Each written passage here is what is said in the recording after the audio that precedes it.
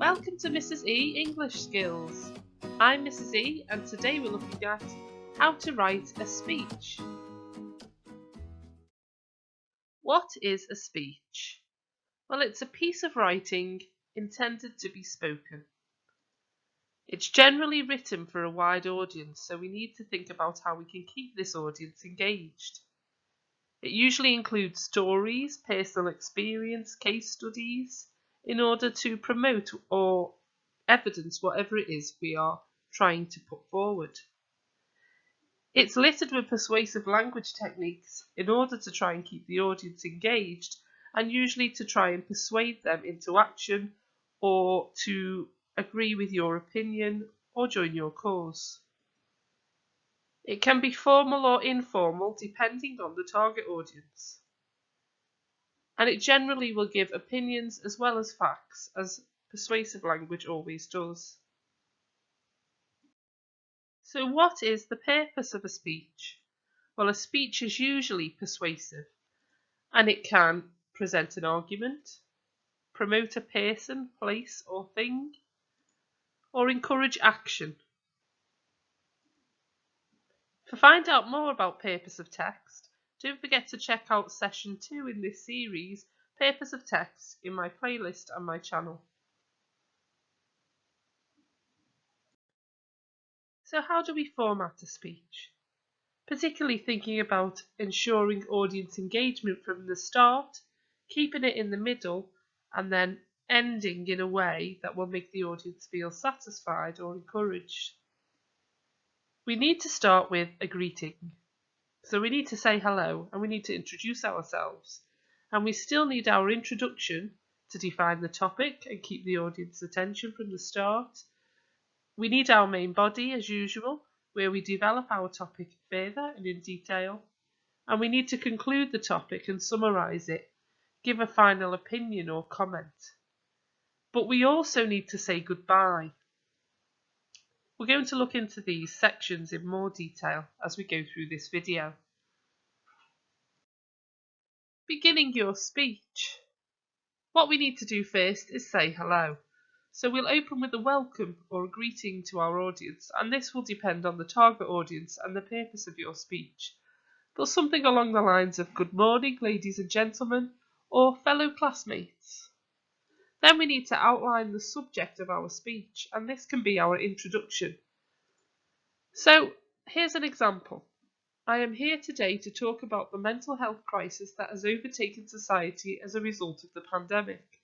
I would argue that there is nowhere near enough money, facilities and resources in place or planned to support those suffering, and something extreme needs to happen to change this.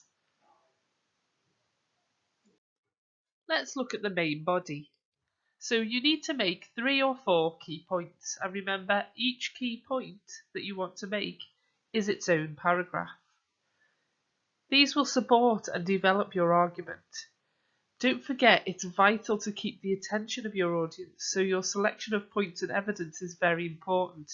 Make sure they're relevant and they enhance your argument in some way.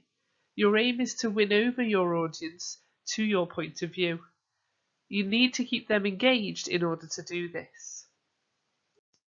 So how do we keep our audience engaged? Well, first things first, we need to make sure we use the right tone. And if you remember from my previous videos, tone is the attitude presented to the audience, and everything we say or write has a tone. For a speech, we'd like our audience to like us and to have a level of trust in what we're saying, to believe us. So we need to come across as warm and friendly and inviting and welcoming. So that's the tone we want to present. To show you an example of how tone can have an effect on what we say, I'll use the same example I used in my article video. If I was to ask, why did you do that? This seems like a nice simple question. Whereas if I said, why the hell did you do that? These added words completely change the tone, suggesting the writer's not happy. And the audience might feel offended by that. We don't want this to happen in a speech unless we're trying to get the audience riled up against an opposing argument or opposing person, place or thing. So bear this in mind. So let's look at effective tools for engagement in a speech. Direct address, when you use the words you, we, us. This makes the reader become part of that speech and makes it seem as if you're just like them, so they're more willing to trust in what you've got to say. Humour is also effective, but only when appropriate. Have you ever heard the expression, make them laugh, when someone is trying to write a speech? Because it sort of breaks the ice, and it allows the audience to feel warm and comfortable in your presence. Use personal experience or anecdotes. For example, I remember once when. This makes it seem like you're a human, you're an actual person with feelings and emotions, and will make the reader warm to you. Facts and statistics, but again, not too many. This allows you to evidence your points, so your opinions will have evidence that back them up, which makes it more likely the audience will believe you or agree with you. A refrain or repetition. So repetition is when we repeat word or words throughout a piece of text, and a refrain is a certain statement repeated throughout. If you've seen the Yes We Can speech by Barack Obama, Yes We Can is repeated throughout, and what happened with that is the audience started to chant Yes We Can, Yes We Can throughout the speech, and they became fully engaged with that. So that is a useful tool that you could use. And rhetorical questions. Ask the audience lots of questions. It makes them question themselves. It makes them apply what you're saying to their life and maybe reevaluate how they think and feel. The examples I've given, do you think that? Have you heard? How would you feel? So it really pulls the audience in. Finally, let's look at ending your speech. So we need to write a conclusion that will have impact on the audience and leave them with something to think about long after you finish speaking. My example is, so I'll leave you with this. Next time you go to purchase a Makeup Now product, stop and think, is the texture of my face or the smell of my hair so important that I'm willing to inflict upon an innocent animal extreme torture, agony, and excruciating death? Then end with an acknowledgement of the audience. Thank you for listening so attentively. It's also a good idea to offer question and answers at the end. So you could say to the audience, if anybody's got any questions, please feel free to ask. I'm going to leave you with a sample question from Pearson Edexcel.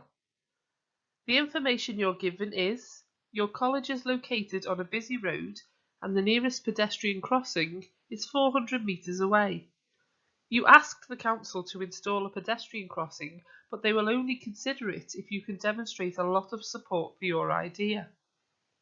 You decide to give a speech to your fellow classmates to persuade them to support you in your campaign and tell them how they can help. Your task is to write the complete text of the speech. Why not have a go at this using this video to help you? Thank you for watching. If you've liked this video, give it a thumbs up and don't forget to subscribe. The more people who subscribe, the more videos I'm able to make. Don't forget to check out my other videos in my channel to help you keep improving your English. I'm Mrs. E, and I'll see you soon.